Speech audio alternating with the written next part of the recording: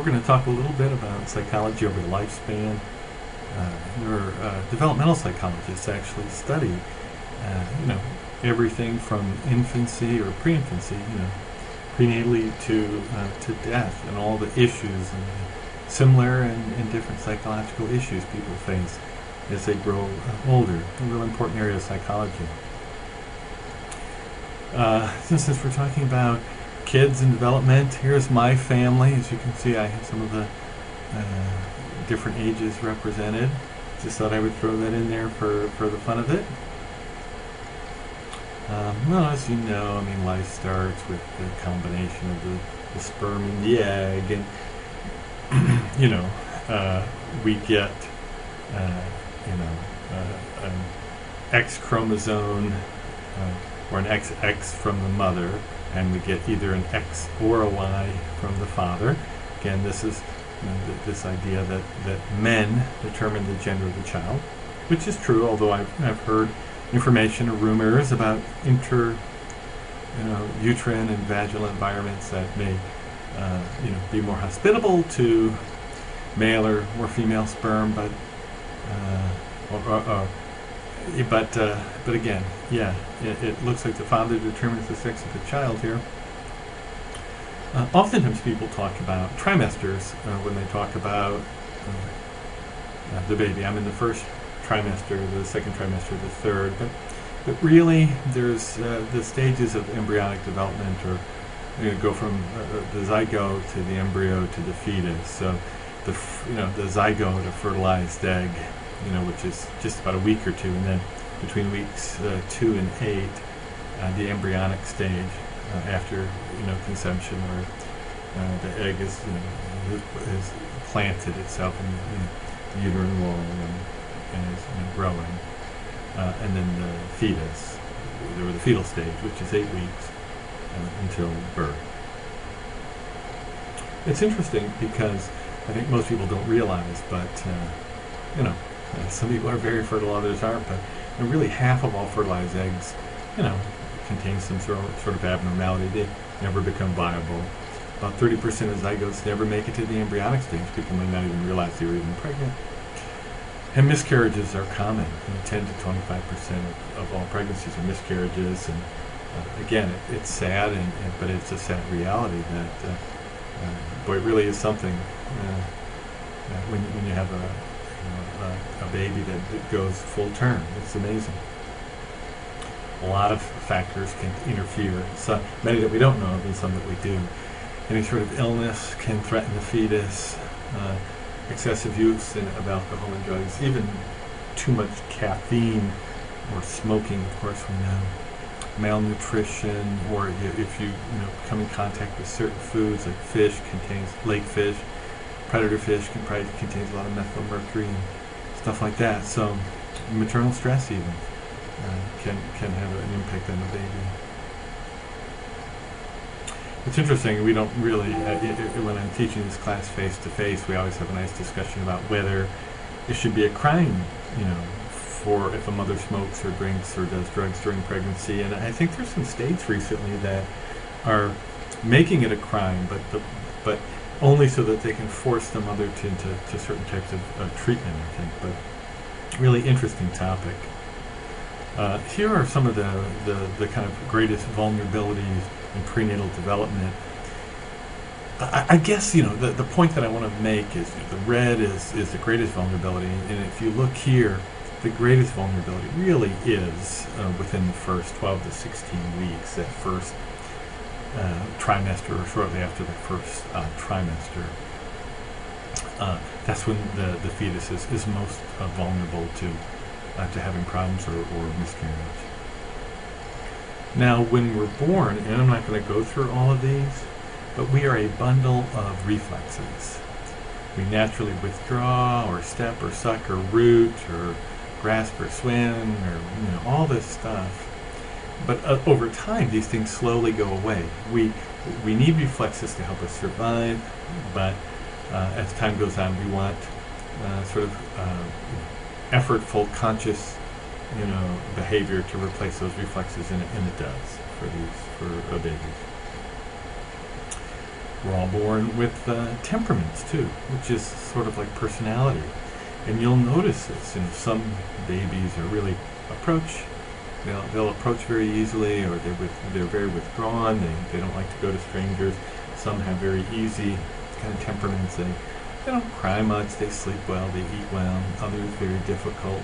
And we know that there's a combination of both kind of biological and environmental experiences. Certainly, we inherit some of these temperamental predispositions, but we're also influenced by the quality of the nurturing experience we have, or other sort of traumas.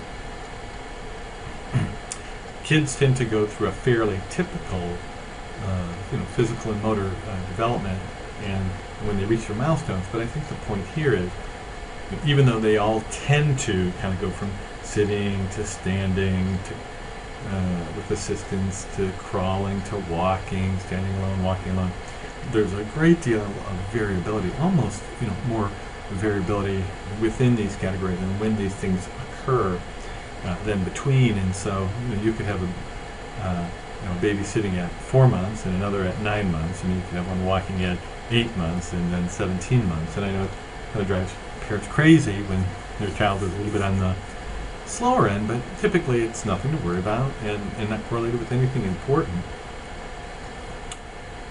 Visually, children have some pretty poor perceptual development when they're born. Good auditory, they can hear well, but they don't see well, but they will. Something like this visual cliff. I don't know if you can see it here, but they won't crawl out over a visual cliff like this because they look down and see that they could fall. So there is some rudimentary visual kind of development and recognition. One of the big names in developmental psychology, Jean Piaget, he talked about how kids tend to go through a series of kind of cognitive developments, stages, starting out with the sensory motor to the pre-operational, concrete operations and formal operations.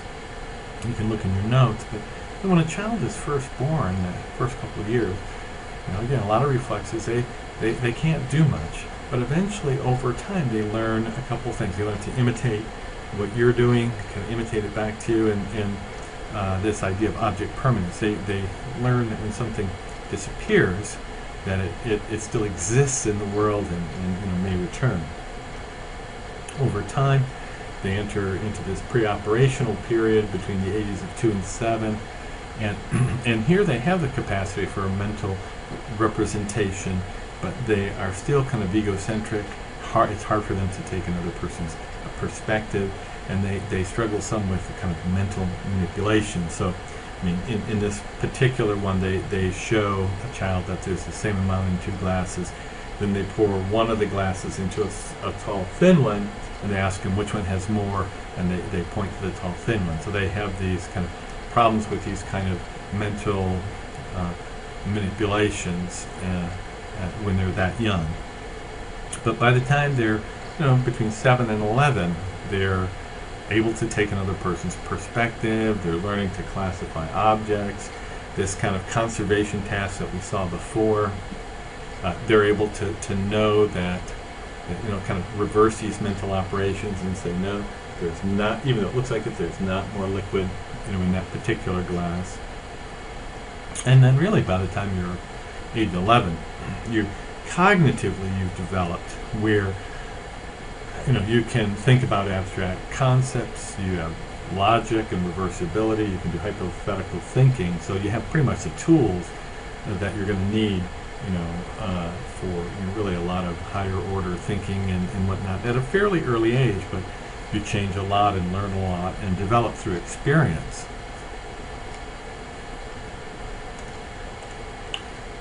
Over time as well, Harry Harlow did some really interesting experiments with little monkeys to show that physical touch and comfort, contact is very important to children.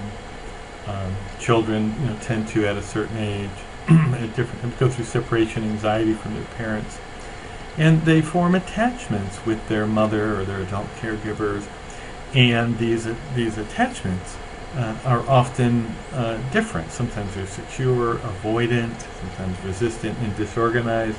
They have these experiments where they did this little stranger situation where the kid was playing and the mom left, and these secure attachment kids, which is 60-70%, they would leave and play with stuff. They'd go away from mom, and they would get upset when she left, but when she came back, they'd calm down real quickly. You had other kids, these avoidant kids, and they didn't really seem to care much whether mom was there or not, and when she returned, they didn't really go to her for kind of gratification or comfort. It was, that was about 10 or 20%. Another 10 or 15% of these kids, again, didn't seem to use the mother as sort of a base of operations to explore. They stayed close to her and got angry when she left, and when she returned, they were kind of hard to calm down. And then there were some of these disorganized kids that seemed kind of depressed and unresponsive, when mom left. So there's a variety of different attachment styles that kids have. Some people even argue that there are remnants of these attachment styles as we go through life and form adult attachment relationships. We learn a lot. Of course, men and women have some biological differences, but others argue that some of the big differences between men and women are really nurture or caused by the environment. This is debatable. Clearly, men and women, probably from an evolutionary perspective, have some differences in kind of certain traits and temperaments, but a lot is also learned through our environment at a very, very early age. As we get older, and many of us here know this, adolescence can be very difficult. It's a time cognitively that we're developing, but there's a certain amount of egocentrism with adolescence, this idea that peers become important and we're susceptible to peer pressures, but also that we're always being kind of, sort of evaluated or scrutinized. There's some imaginary audience out there. It's a time that's characterized by a lot of social and emotional turbulence, a lot of conflict with parents, in early and middle adolescence. Frequency is pretty frequent, and it can get intense.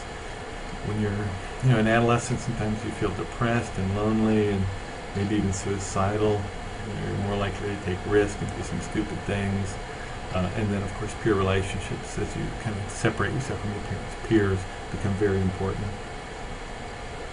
And then we, of course, continue to age, and our body continues to change. Some just based on genes, aging and natural aging. Some by the environment. Women go through menopause where they're no longer able to, reproduce. Again, though, a lot of these changes are natural, and yet some are sort of accelerated or brought on by unhealthy behaviors or the environment. Generally, as you get older, your perception is going to decline. Some, your eyesight will decline. You may get cataracts. Hearing, not so well. Smell decreases. Memory, working memory a little bit slower. Ability to recall certain memories not quite so great. And then, of course, as you get older, susceptibility to certain chronic diseases. Again, I don't know if this kind of fluid versus crystallized intelligence, but this kind of fluid problem-solving intelligence decreases more than the kind of crystallized knowledge intelligence. We have to deal with issues, of course, of dying. Something that's kind of interesting too is, people used to follow Jack Kevorkian, the American pathologist, who was this big proponent of physician-assisted suicide, which is, I think, legal in Oregon and maybe one other state, this kind of active euthanasia. But there are other times when there's passive euthanasia. I don't know if people remember Terri Schiavo, who suffered the brain injury, and there was a big fight between the family and her husband about removing her feeding tubes. I think it's really fascinating whether, especially this whole kind of active euthanasia, whether people should be able to choose whether they die or not, whether it's ever justified. I can't remember if I have a discussion question related to this or not, but it's an interesting issue for us to think about, or for you to think about, even if we don't have time to discuss it in this class. So thank you very much.